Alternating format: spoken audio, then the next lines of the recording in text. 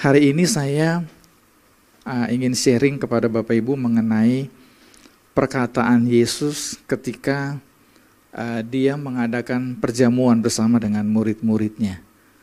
Apa yang dikenal sebagai The Last Supper. Saya akan membaca beberapa ayat sebelumnya. Kalau kita melihat dalam 1 Korintus pasalnya yang ke-11 ya, mulai ayat yang ke-23, bagian ini memang ditulis oleh Rasul Paulus, tapi dia mengutip perkataan Yesus ya. Ketika Yesus mengatakan misalnya apa yang kuteruskan kepadamu telah aku terima daripada Tuhan begitu ya.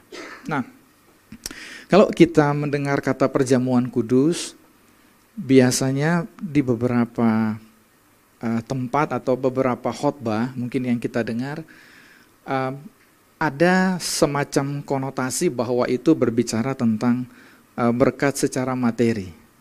Tentu Tuhan mau kita diberkati secara materi, tapi kita belajar secara konteks ya. Ada yang di tempat-tempat tertentu menyatakan bahwa mari saudara yang rumahnya masih ngontrak gitu ya, yang kontraktor, saya ikut perjamuan kudus, setelah itu nanti saudara bisa punya rumah sendiri. Yang masih datang pakai motor, helmnya diangkat, kalau perlu dibanting, gitu kan? Nanti saudara pulang akan diberkati punya mobil. Jadi orang setiap kali ibadah bukan konsen kepada kebenarannya, tapi jadi nggak nih setelah ini kan begitu ya. Tentu saja ada kondisi tertentu atau kepada rumah tangga tertentu itu terjadi begitu ya. Tapi tentu bukan dalam konteks seperti itu ya, atau bukan karena perjamuan kudusnya. Ya. Nah, kita mau belajar pada pagi hari ini sebetulnya apa yang Alkitab maksudkan atau apa tujuan, apa makna, bagaimana kita penting menyikapi perjamuan kudus. Ya. Khususnya pada konteks kalimat Yesus ketika mengatakan jadikanlah ini menjadi peringatan akan aku atau perbuat gitu ya. Nah, di dalam 1 Korintus pasal yang 11 ayat 23, tadi sudah saya singgung sedikit. Ini semacam pengantar atau pendahuluan buat kita supaya kita nanti masuk kepada ayat yang berikutnya lebih paham ya. Dikatakan bahwa apa yang kuteruskan kepadamu ya, telah aku terima dari Tuhan. Jadi ketika Rasul Paulus menyatakan seperti itu atau murid-murid Yesus pertama mengatakan seperti itu kepada jemaat, jemaat mengerti bahwa yang dilakukan itu memang berasal dari Tuhan, kira-kira begitu. Karena para rasul adalah saksi hidup daripada Yesus. Itu sebabnya tradisi Kristen diturunkan dari para rasul kepada murid generasi pertama, kedua, ketiga, dan seterusnya. Kan begitu. Nah, kekristenan kemudian mengakui perintah ini sebagai sakramen. Disebut sakramen perjamuan kudus. Kalau kita yang dari Protestan mengakui ada dua, kemudian ada baptisan. Nadanya sama. Dalam Matius 28 Yesus bilang, perintah ini untuk kamu teruskan, dia bilang begitu. Jadi kekristenan mengakuinya kemudian mengangkatnya sebagai sakramen, sesuatu yang diperintahkan Tuhan untuk kemudian diteruskan. Terus menerus dilakukan, kan begitu ya. Makanya kalau kita mengadakan perjamuan kudus ada gereja yang mungkin sebulan sekali, ya. Ada yang tiap minggu, nggak masalah, ya kan. Tapi yang penting adalah maknanya. Kenapa kita melakukan perjamuan kudus? Ya, supaya jangan paradigma, cara pikir kita semua semata-mata tertuang kepada yang materi. Dan karena itu keliru kalau dalam konteks perjamuan kudus. Sekali lagi jangan salah, saya setuju Tuhan mau kita diberkati pasti, supaya kita menjadi berkat, termasuk secara materi begitu kan. Tetapi kalau kita belajar Alkitab, ada konteks tertentu kita tidak boleh kemudian mencampurkannya atau mengacaukannya dengan pemahaman-pemahaman yang berbeda. Ya, baik. Ketika Yesus mengatakan bahwa perbuatlah ini menjadi peringatan akan aku, itu dikatakan di ayat yang berikutnya, kita bisa lihat ada 2 kali Yesus mengatakan, ketika pertama dia mengambil roti, dia memecah-mecahkannya, kata Alkitab, kemudian dia bilang, perbuatlah ini menjadi peringatan akan aku. Kata peringatan, mengingat, kalau di dalam teks bahasa Inggrisnya saya lebih suka, Alkitab bahasa Inggris menyebutnya remembrance of me, mengenang. Ya. Yesus bilang kepada murid-muridnya, ketika kamu nanti next time kamu pecah-pecahkan roti dan aku tidak ada lagi bersama dengan kamu, maka kamu lakukan itu untuk mengenang akan aku. Begitu kira, mengingat akan aku. Dulu ketika saya beribadah di gereja sebelumnya, ada satu keluarga yang, gereja kami dulu pusatnya di Samarinda. Ada satu keluarga yang anaknya kena satu penyakit yang langka. Jadi kalau nggak salah dia main keluar sama teman-temannya, kemudian mungkin virus itu ada di tanah begitu ya, kemudian dapat ke anak itu. Nah karena di Samarinda nggak bisa mengatasi, anaknya dikirim ke Jakarta, di Rumah Sakit Abdi Waluyo kalau nggak salah ya. Kami berdoa, dan anak itu lucu sekali, emang pintar ya. Kami taunya dari mana? Anak itu waktu beberapa saat sebelum kena virus ini, mamanya sempat rekam pakai video ya. Ini kira-kira balik sekitar mungkin 5, 6, 7 tahun lalu ya. Jadi udah marak, kita udah punya smartphone gitu kan. Mamanya udah rekam. Ketika anak itu meninggal, mama ini bisa terus mengingat anaknya yang memang sempat buat dia stres karena masih begitu kecil meninggal. Tapi dia selalu punya kenangan. Dia bisa terus ingat karena dia punya video itu. Tiap kali dia kangen mungkin dia bisa putar. Ya kan? Tapi zaman Yesus itu nggak ada. Jadi Yesus mesti ingatkan murid-muridnya, setiap yang aku buat, nanti kamu kenang ya, kira-kira begitu. Semua yang aku buat ini, gimana aku memecahkan roti, membagi anggur, buat kamu nanti untuk mengenang aku. Jadi perjamuan kudus bukan tentang kita sebetulnya, tapi tentang Tuhan. Supaya kita mengenang Tuhan. Saya dulu kerja di tambang mulai tahun 94 ya, 93 atau 94. Ada di kabupaten-kabupaten yang jangankan handphone, mungkin saya pernah bersaksi sedikit, nelpon dari wartel, dulu wartel itu punya Telkom ya, betul ya, tahun 90-an. Kalau dari kampung mau nelpon ke tempat lain gitu ya, itu dari nyoba 5 kali, masuk sekali itu mirip-mirip mujizat. Iya kan, saking susahnya koneksinya. Iya, nanti ngomong baru dikit putus, padahal pulsanya udah jalan kan gitu. Baru halo gitu ya. Jadi kepada orang yang kita sayangi biasanya kita kirim surat. Betul kan? Kita kirim surat. Kalau itu dari pacar, biasanya kita baca, kadang senyum sendiri ya kan? Kadang jengkel ya kan, misalnya lagi marahan, ya kan? Kita baca. Yang kita punya cuma itu untuk ngingat-ngingat dia. Kalau dulu udah ada foto, di foto biasanya taruh di dompet. Itu bangga betul, ya kan? Kemudian ditunjukin kemana-mana. Apalagi kalau pacarnya secara umum dipandang orang cantik. Wah itu kebanggaan banget. Kita lihat, betul ya? Untuk dikenang, untuk diingat-ingat. Apa sih pentingnya? Kalau bagi orang yang wajar, pentingnya adalah kita akan semakin mengasihi, mestinya begitu. Ya kan? Kita lihat pacar kita, lalu dia kirim surat, dia kasih cerita, ya, kita percaya dia setia dan lain sebagainya. Itu akan menumbuhkan terus, kita nggak akan pernah bisa lupa lah begitu kira-kira sama dia. Nah Tuhan berharap ketika kita melakukan perjamuan kudus, itu membuat kita semakin mengasihi dia tentunya. Tidak bisa melupakan dia, gitu ya. Kayak orang dengan pacarnya atau kekasihnya. Dia makin lama, kalau kita kenang Tuhan lewat perjamuan kudus, kasih kita semakin bertambah. kemungkinan kita untuk selingkuh dari dia, itu makin tidak ada mestinya. Itu tujuannya sebetulnya dilakukan. Kata Yunani yang digunakan adalah anamnesis. Mnesis ya. Kalau sekarang ada amnesia sama, tidak ingat gitu ya. Mnesis, mnestai itu kata yang berarti mengingat. Ya, jadi jadikanlah ini menjadi peringatan akan aku. Kita tahu bahwa setelah perjamuan kudus yang terakhir itu, atau Yesus melakukan Last Supper dengan murid-murid, perhatikan baik-baik, setelah itu dia disalib Bapak Ibu. Dia berdoa di Taman Getsemani, urut-urutannya. Jadi murid-murid punya kayak semacam video cepat di dalam memori mereka. Setelah itu Yesus berdoa dengan mereka, ditangkap, dipukuli, kemudian dibantai. Itu bahasa Alkitab. Ketika saya pakai kata dibantai, saya memang menggunakan bahasa Alkitab. Di Perjanjian Lama, ketika Yesaya menyebut seperti anak domba yang dibawa ke pembantaian, itu memang bicara tentang peristiwa Kristus yang akan disalib.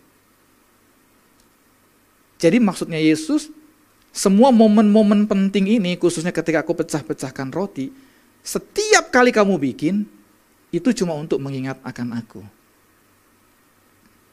Makanya kalau kita masuk dalam perjamuan kudus, biasanya pendeta bilang begini, Bapak Ibu, kalau Bapak Ibu ada hal yang tidak pas, Bapak Ibu jangan ikut dulu, begitu ya. Karena momen kita mengenang Tuhan tidak boleh terdistract ada gangguan, begitu ya. Makanya beresin dulu. Ada bagusnya sih kalau gereja yang lebih sering melakukan, bukan saya bilang supaya kita terus, enggak. Karena orang diajak untuk cepat-cepat benar-benar bertobat, beresin gitu ya. Supaya waktu masuk perjamuan, betul-betul. Bapak Ibu sama saya kan nggak hadir waktu Yesus pecah-pecahkan semuanya, cuman kita baca di Alkitab. Makanya ketika kita melakukannya, penting sekali untuk kita betul-betul berkonsentrasi cuma kepada Tuhan. Di Roma pasal yang kelima, ketika Paulus bilang begini, untuk orang yang baik, mungkin ada orang mau mati. Tapi untuk orang yang jahat brengsek kayak kita dulu, siapa yang mau mati buat kita? Paulus bilang cuma Yesus. Gitu kan? Makanya penting sekali kita betul-betul mengingat dia. Mengingat kasihnya, pengorbanannya. Itu akan membuat kita sekali lagi mestinya semakin mengasihi dia. Maka jangan pernah ada kita masuk dalam perjamuan kudus, tetapi kita bukan dengan pemahaman yang benar gitu ya. Dikit-dikit semua tentang kita, bukan. Perjamuan kudus itu tentang Yesus. It's all about Jesus, gitu ya. Kepada kekasih kita yang manusia aja, kita bisa begitu tergila-gila. Tapi kepada dia yang sudah mati buat kita, masa sih kita nggak bisa, gitu kan? Pacar kita belum tentu mau mati loh buat kita. Serius. Ya kan? Apalagi yang jahat. Beda aja lu mati, gue cari yang lain, kan begitu. Walaupun kalau diucapkan sih nggak mungkin gitu. Saya pernah bilang kalau ada rumah kebakaran ya, jangan sampai ada lagi sih ya, ruko. Lalu ada bapak tergopoh-gopoh atau terpogoh-pogoh, yang benar ya, saya lupa ya, nanti buka di kamus saja. Itu bawa anaknya atau istrinya ya, terus diwawancarai. Gimana Pak? Nggak apa-apa, rumah saya, ruko saya kebakar, yang penting istri saya selamat. Kan dia nggak mungkin bilang sebaliknya kan? Nggak apa-apa, ruko saya selamat, tapi istri bisa cari lagi misalnya gitu. Mungkin dalam hati ada yang begitu. Ya. Di sini sih nggak ada ya Bapak Ibu Saudara ya. Mudah-mudahan maksud saya ya. Enggak lah, saya percaya nggak ada lah ya. Kalau kepada manusia yang belum tentu mau mati buat kita aja kita bisa gitu gila-gila gitu kan, tergila-gila. Masa sih kepada dia yang sudah mati buat kita enggak bisa gitu. Mestinya sih bisa. Nah itu mesti dijaga, mesti dipelihara, mesti dikonsentrasi memang. Tuhan saya benar-benar melakukan ini, ngerti Tuhan. Saya lakukan ini untuk memperingati Tuhan yang sudah dibantai buat saya. Gitu. Makanya bukan momen untuk mikirin uang, habis ini motor ganti jadi mobil. Bukan Bapak Ibu. Itu jahat banget. Itu brengsek banget begitu loh. Karena memang bukan itu maksudnya.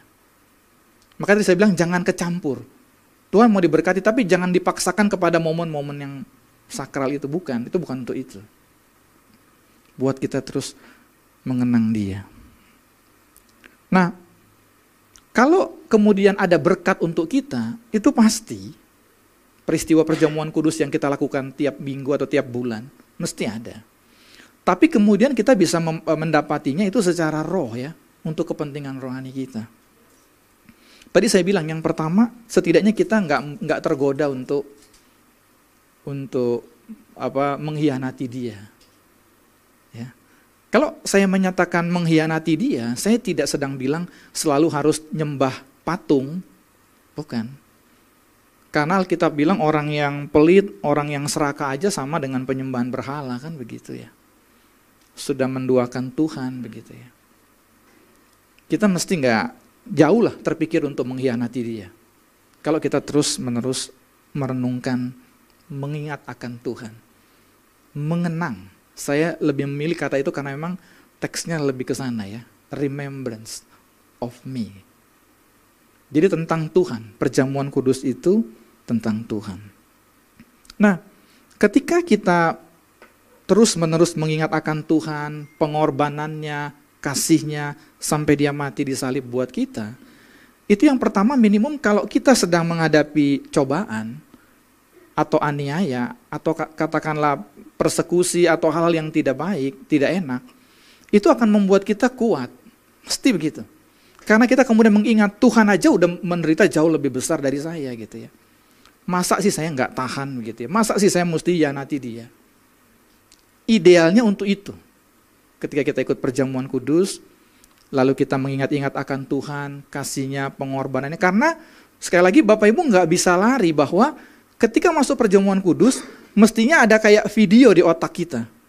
Walaupun kita nggak hadir langsung waktu itu, tapi Alkitab kasih tahu kita urutannya. Setelah itu dia berdoa ke Getsemani, kemudian dia ditangkap, kemudian ditempeleng, bolak-balik dibawa antara imam besar dengan Pilatus ya.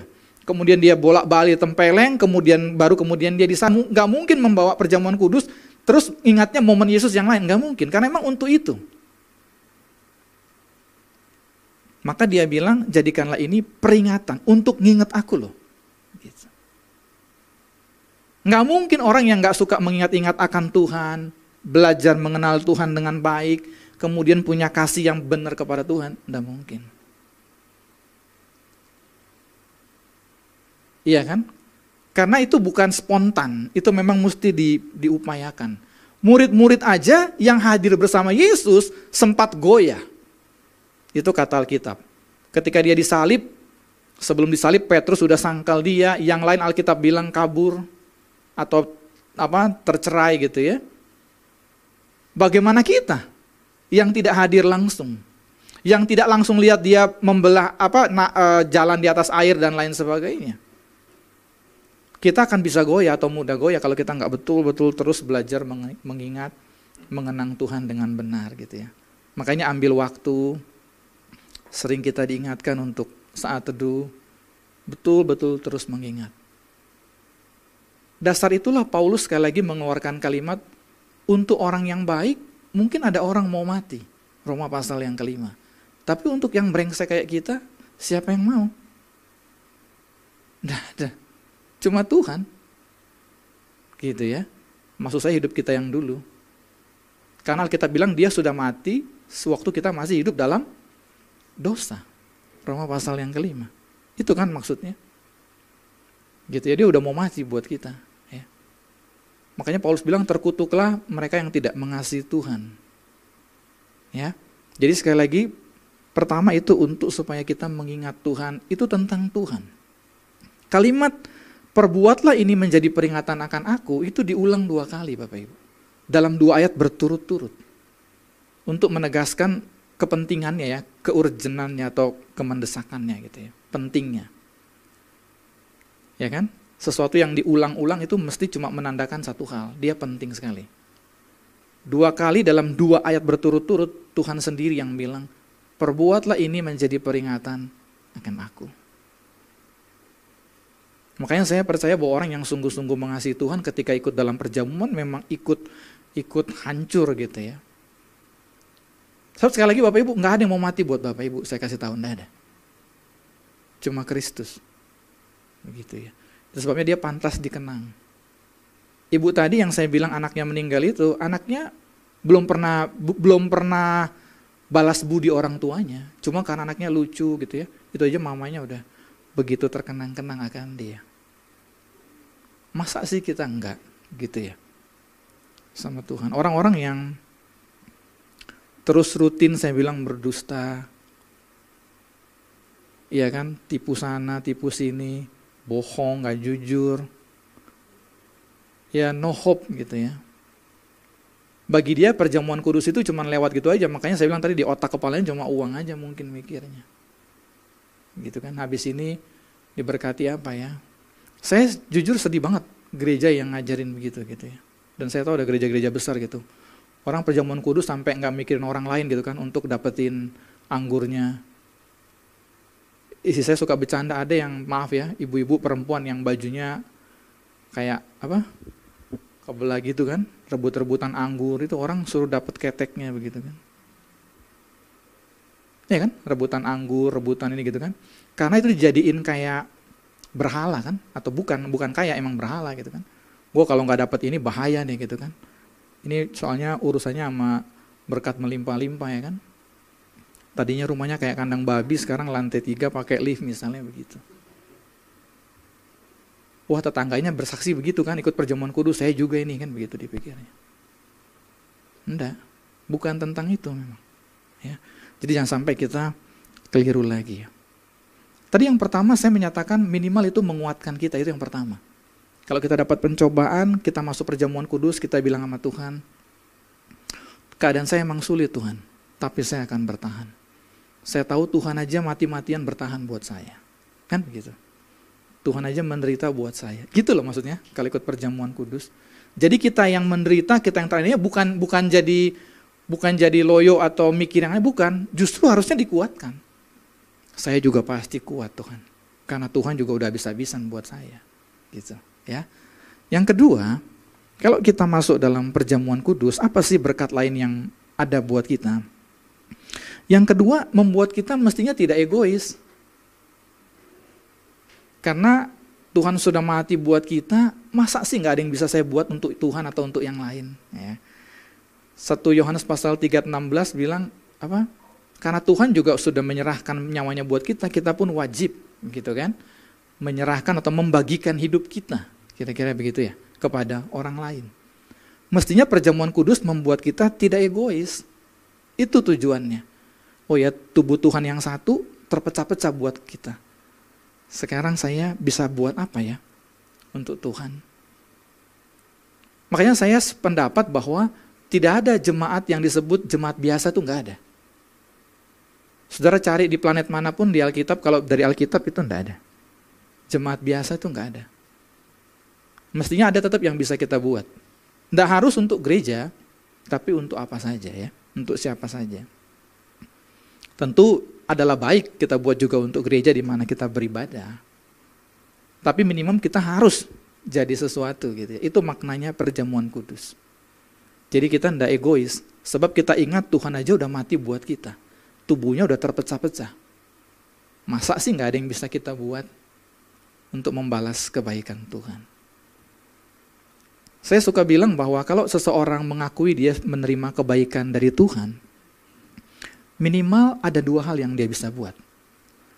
Yang pertama dia bersyukur, yang kedua dia meneruskannya kepada orang lain. Itu saja. Ada dulu film judulnya Pay It Forward. Ya, saya suka nonton film ya Bapak Ibu ya. Nggak tiap hari saya baca Alkitab tiap jam, nggak, kadang-kadang nonton film juga saya ya Bapak Ibu ya. Mohon maaf ya, mungkin ada yang bilang ini kurang rohani nih Pak Pendeta gitu. Saya kadang-kadang nonton juga. Pay It Forward itu tentang anak kecil itu kan, yang setelah dia, akhirnya dia meninggal. Tapi inti ceritanya mengajarkan yang sama. Bahwa kalau kita menerima kebaikan dari siapapun, tugas kita itu nerusin ke yang lain. Makanya judulnya Pay It Forward. Ya. Orang dunia aja udah tahu kok itu. Ateis aja tahu. Filantropi itu kebanyakan ke gereja mungkin nggak pernah seumur dia hidup ya. Atau kalau dia muncul Natal aja gitu. Tapi dia ngerti. Dia terima kebaikan, tugasnya untuk diteruskan. Kita udah terima kebaikan dari Tuhan dalam segala hal lah, materi, rohani. jasmani ya. Perjamuan kudus itu membuat kita mestinya mengingat ini untuk diterusin juga. Apa yang bisa kita buat begitu ya. Kepada orang lain ya. Yang terakhir, kalau kita ikut perjamuan kudus, itu membuat kita termotivasi untuk meneladani Yesus gitu loh. Mestinya begitu ya. Semua yang Tuhan buat ini buat saya mau ikut jejak dia. Itu kalimat yang sudah umum di tempat kita ini gitu kan. Saya mau teladani itu ya. Saya pernah bilang bahwa kita bisa jadi seperti Yesus Bapak Ibu. Itu tujuannya memang jadi Kristen. Itu tujuannya perjamuan kudus. Kita diselamatkan, kemudian lambat laun kita diubah oleh pimpinan Roh Kudus sampai kita dikatakan menjadi seperti Yesus. Sebenarnya kata yang digunakan kata imitasi dari bahasa Inggris memang imitation itu bagus sekali. Saya pikir akan sulit mencari kata lain yang setara dengan itu. Ya. Waktu saya kemarin singgung di doa pagi di DEM ya. Kira-kira mungkin 10-11 tahun yang lalu saya punya bapak angkat orang Australia. Dia yang ngajarin saya kerja di tambang. Dari saya nggak ngerti apa-apa sampai mengerti lah, lumayan mengerti. Satu kali dia beliin saya jam di Ambassador. Ini saya bukan promosi mall Ambassador, bukan, karena emang belinya di situ. Tinggal dia dulu di apartemen dekat situ. Jadi saya hampir tiap hari sama dia. Anak saya semua dia kenal baik ya sampai hari ini. Nah, satu kali dia bilang, Nas kita beli jam. Jadi kita beli jam mereknya Patek Philippe, tapi yang KW. Kalau yang asli sampai mati saya kayaknya nggak mau beli, sekalipun saya punya uang. Mahal banget ya, sampai miliaran, 2,5 miliar. 2,25 waktu itu kami hitung. Nah, jam ini KW-nya tapi memang lumayan mahal, jutaan juga. Lalu kami bawa ke rekan kami yang memang pakar soal jam. Saya enggak bohong, sampai kami pulang dia nggak bisa ngerti bahwa itu palsu. Dia tahu bahwa bapak angkat saya ini punya uang, memang orang kaya, dia beli asli itu bisa. Jadi dia setelah dia timbang, dia buka, dia lewat, dia nggak bisa paksain. Imitasi itu artinya gitu Bapak Ibu. Dia hampir nggak bisa dibedakan dengan aslinya. Ketika kita menjadi percaya kepada Kristus, suka belajar tentang dia, mengingat-ingat kebaikan dia, tujuannya kita jadi imitasinya Yesus. Kita nggak bisa jadi Yesus, tapi seperti. Orang lihat kita, dia bilang kayak gini kira-kira Tuhan kalau hidup, gitu. Mirip gitu lah. Kita nggak bisa jadi dia, memang nggak akan bisa. Tapi mestinya mirip. Itulah kata yang dipakai Alkitab untuk menggambarkan pengikut Kristus. Itulah arti kata imitasi.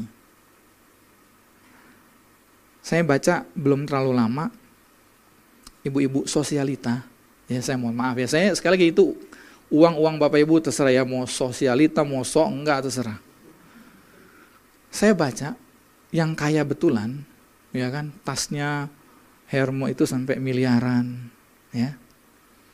Saya baca mereka sewa pesawat kalau arisan, lalu ngocoknya di atas sana. Iya. Jadi kalau kita, maaf ya Bapak Ibu ya, yang baru setengah kaya nggak usah belagu-belagu lah gitu kira-kira. Yang saya mau bilang sebenarnya itu yang pertama ya. Mereka udah kayak gitu. Jadi sewa gitu ya, mungkin nanti di atas Hong Kong dikocok, yang menang nanti pestanya di New York gitu ya. Asal nggak jatuh pesawatnya maksud saya. Iya kan? Ya kalau jatuh ya udah lain ceritanya kan. Ada beberapa kelompok yang kemudian nggak bisa ngejar gitu, mau ngejar gitu beli yang KW-nya. Betul ya? Tapi kalau Bapak Ibu nggak pakar, Bapak Ibu memang nggak bisa bedakan. Dibuat sama Cibaduyut misalnya, mirip banget. Gitu. Mesti pakarnya yang bisa bedain. Itu maksudnya imitasi itu begitu. Nah sekarang orang bilang apa tentang kita? Kan itu persoalannya. Kita mirip Yesus atau mirip setan? Kan cuma itu juga pilihannya. Kalau kita benar-benar ingat Tuhan, ingat kebaikannya lewat peristiwa perjamuan kudus, setiap kali kita melakukan perjamuan kudus, mestinya memang orang bilang. Pertama-tama pasti serumah kita lah yang paling tahu kan. Bukan karena dipaksa atau terpaksa ya, takut ditempeleng atau takut nggak ada uang belanja, bukan. Tapi beneran, istri kita bilang emang suami gua top banget lah.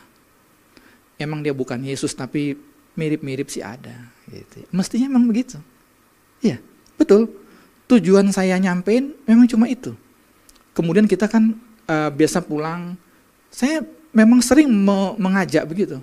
Untuk kemudian kita diskusi ya, kalau yang udah menikah 5, 10, 15, tahu lah ya. Apalagi yang udah lebih. Ya kami 24 tahun aja udah tahu banget lah.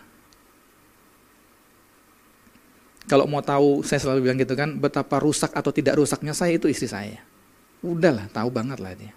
Nggak mungkin saya palsu-palsu depan dia, udah nggak bisa gitu ya. Kalau orang betul-betul mengingat perjamuan kudus dengan baik, memahami dengan benar, terus kemudian dibawa gitu ya, mengingat Tuhan, kebaikan Tuhan, membuat dia makin lama makin nggak bisa nyakiti hati Tuhan. Lama-lama dia mirip Tuhan, begitu kira-kira.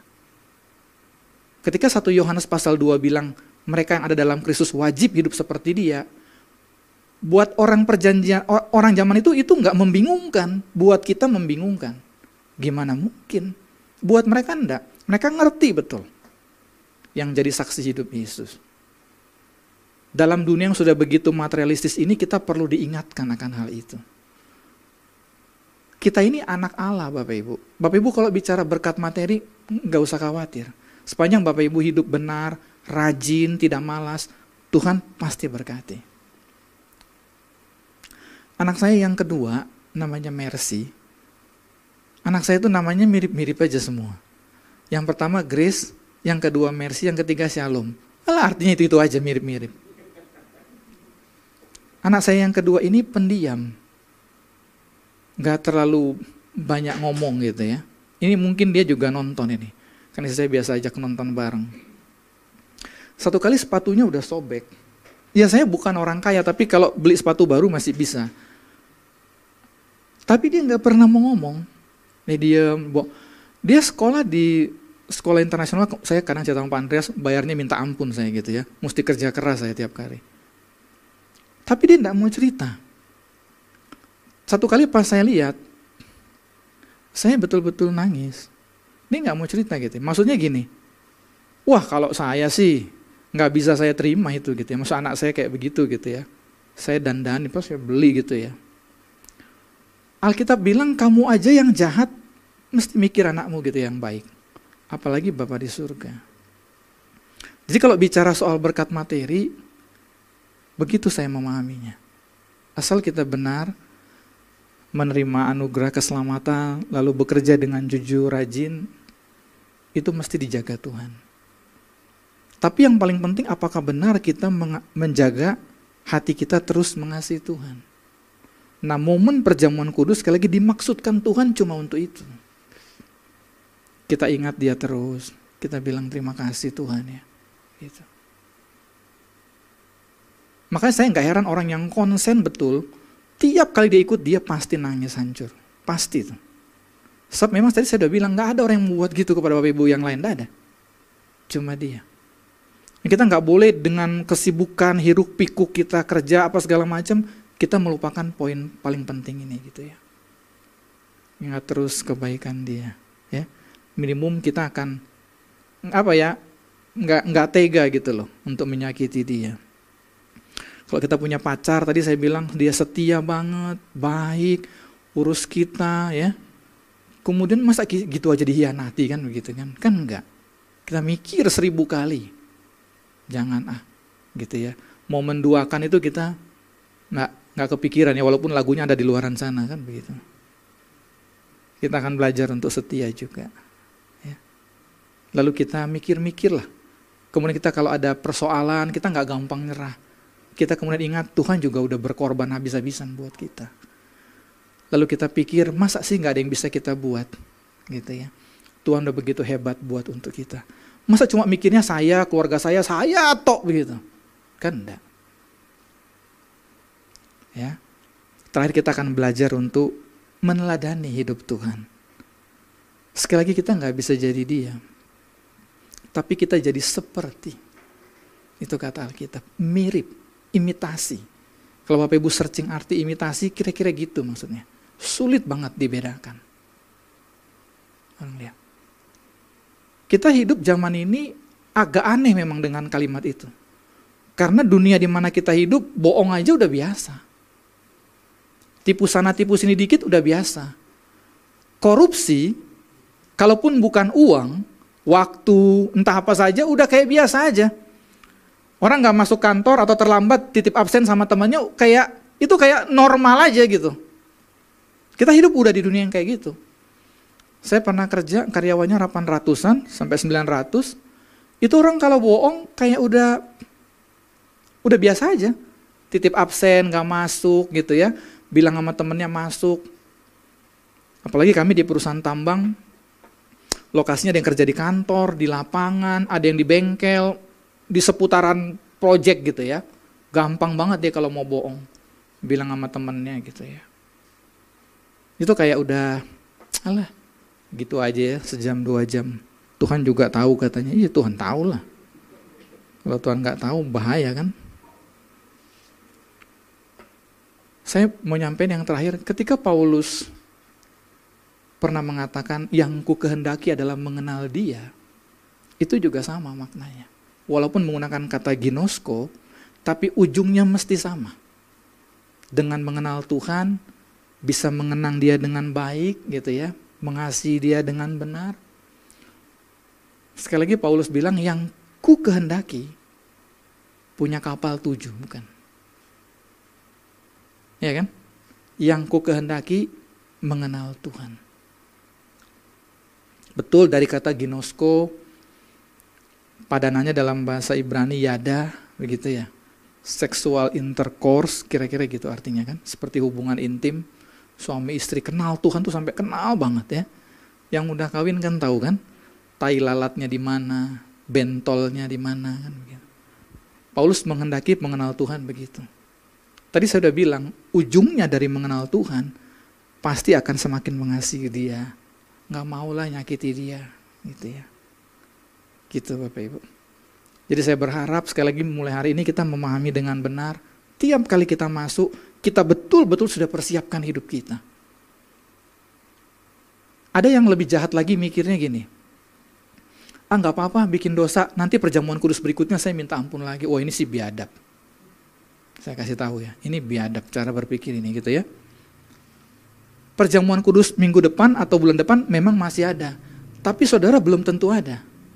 Saya kasih tahu. Betul ya? Kita belum tentu masih ada sampai perjamuan kudus berikutnya. Betul kan? Belum tentu masih ada. Gitu loh. Jadi jangan dibuat main-main. Makanya setiap kali masuk, betul-betul memang udah persiapkan. Saya makin lama makin bingung karena di banyak tempat, perjamuan kudus itu makin kayak, pokoknya nih, rutinitas saja, tiap bulan minggu pertama pokoknya perjamuan kudus. Gitu.